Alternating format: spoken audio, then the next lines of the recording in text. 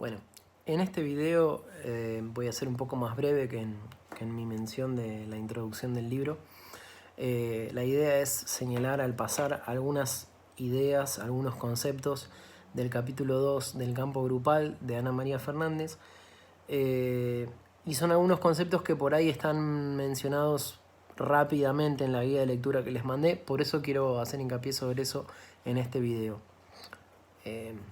Con lo cual les estoy diciendo indirectamente que a la hora de leer el texto tengan en cuenta la guía de lectura, porque ahí hay algunas aclaraciones y algunas apreciaciones sobre este capítulo y sobre los conceptos de este capítulo que son dignas de tener en cuenta, digamos, ¿no?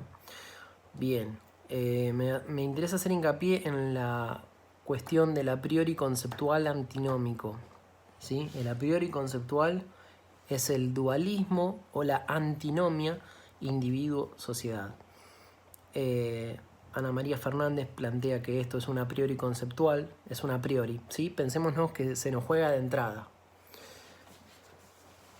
Y es más, quizás podemos decir, desde antes de formular una teoría, ya tenemos algún lugar en el a priori, ¿no?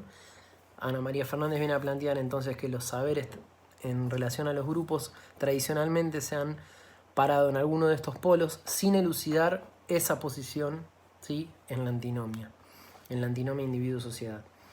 Ahí van a ver que ella plantea en el texto que hay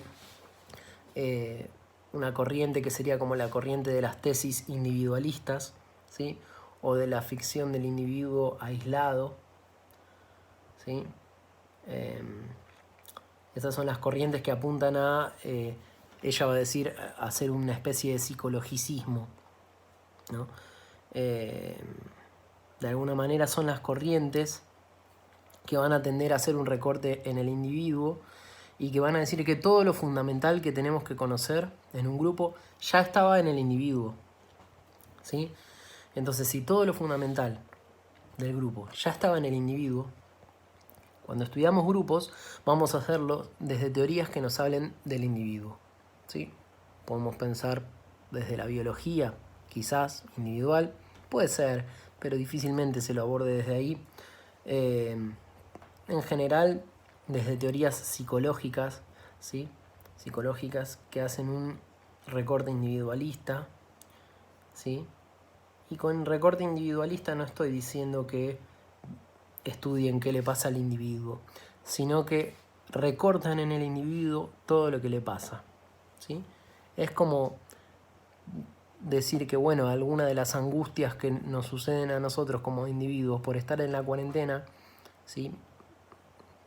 Bastante aislados, bastante encerrados, si se quiere, lo que ustedes quieran, es como pensar que algunas de esas angustias se reducen a lo que nosotros, a variables nuestras individuales.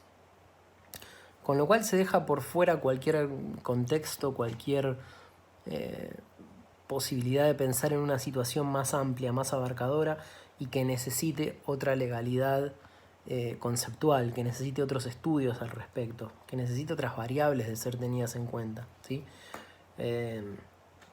Bien, entonces las tesis individualistas piensan en una especie de individuo aislado, ¿no? Porque piensan en un individuo como que es descontextuado y en cualquier contexto que él esté se reducirán a dinámicas interiores de ese individuo las explicaciones, mientras que del otro lado están las tesis de la mentalidad de grupo, ¿sí?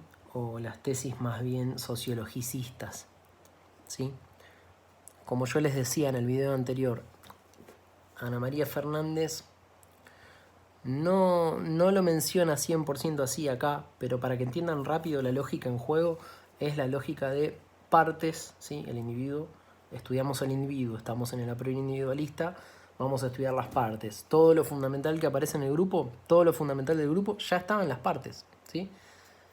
Bien, esas serían las tesis individualistas, mientras que las otras, las tesis que permiten hacer una lectura sociologicista, ¿sí?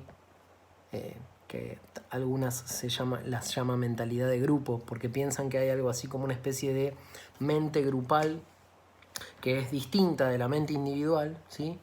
Como si algunos autores plantean que hay un aparato psíquico grupal distinto del individual, y que ahí en lo grupal, en esa totalidad grupal, se arma una nueva unidad de análisis que habrá que estudiar. Bien, lo que Ana Fernández está pensando es que tanto los que piensan que hay una mente de grupo como los que estudian al grupo en relación a ser una parte de una sociedad tienden a tomar parte por el todo. ¿Sí? Explicar un grupo por la sociedad de la que forma parte es también perder, va a decir Ana Fernández, algo de la especificidad de ese grupo. ¿Sí? Bien, para decirlo rápido y pronto. Después habrá que ahondar más en los textos. Pero para decirlo rápido y pronto, pueden pensarlo de esta manera. Esa segunda postura, la que lleva a cierto sociologicismo del grupo, es la que toma la parte por el todo. Bien, Ana Fernández entonces dice que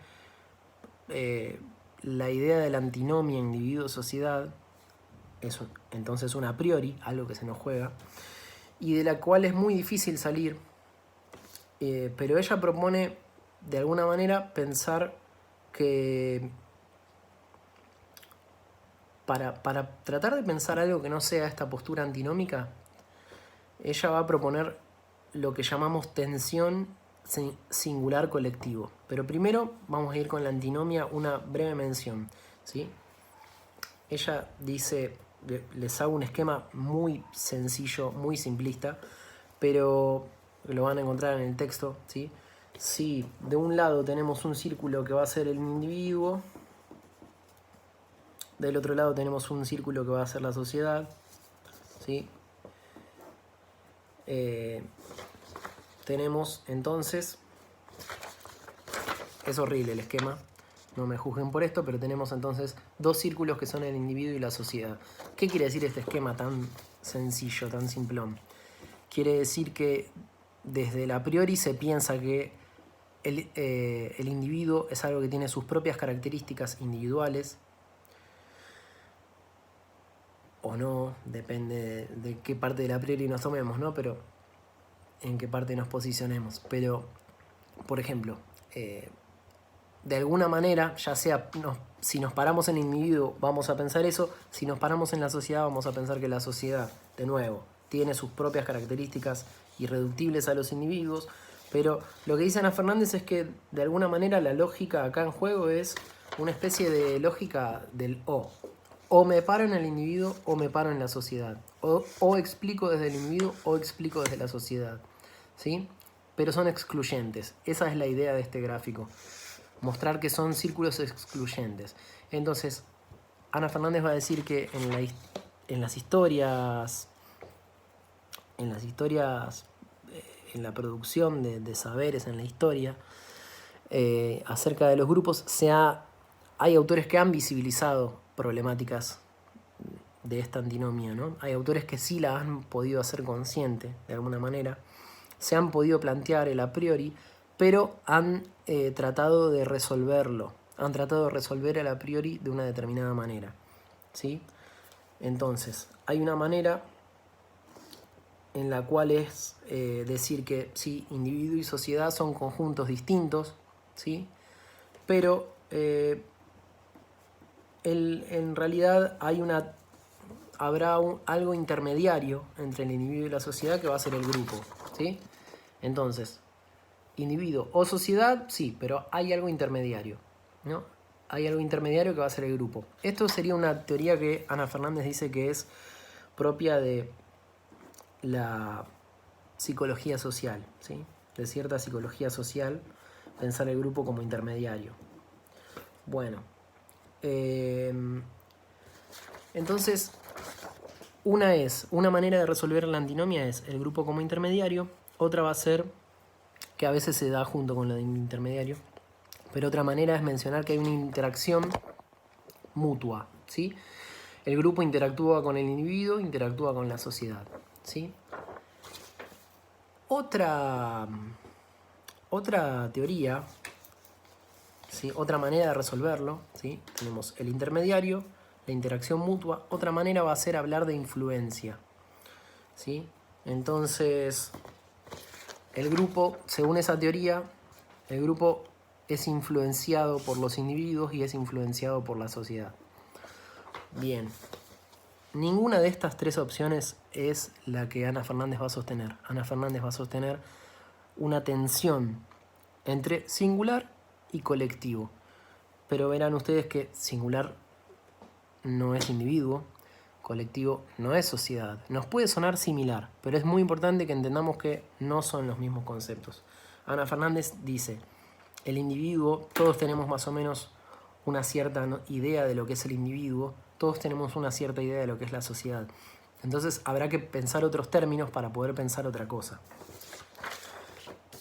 Ella, o sea, esto de singular y colectivo, búsquenlo en el texto, ¿sí? Para mayor claridad, pero ella dice que lo singular, la singularidad, no es la individualidad corporizada, no es el individuo con un cuerpo, con una persona, ¿sí?